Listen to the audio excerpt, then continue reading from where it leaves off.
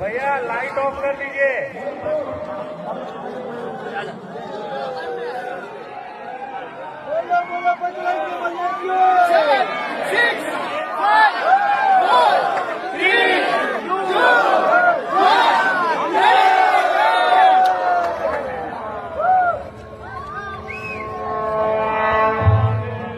సర్వ మానవాళికి రక్షకుడు, మనకు కొండంత అండగా నిలిచేవాడు, మనసులో తలచిన వెంటనే గుండెల నిండా ధైర్యాన్ని నింపగలిగే మహాయోధుడు, అభయహస్తంతో ఎల్లవేళలా మనల్ని కాపాడే ఆ పవనపుత్రుడి ఇప్పుడు మనసారా స్తుతించుకుంటూ శ్రీ పంచముఖ ఆంజనేయ స్వామిగా అవతారమెత్తిన కథ దృశ్య రూపంలో తిలకిద్దాం రండి.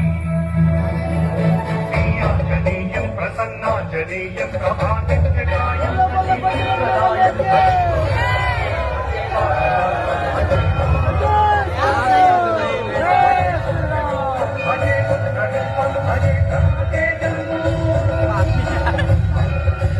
అది రామాయణ మహాయుద్ధం.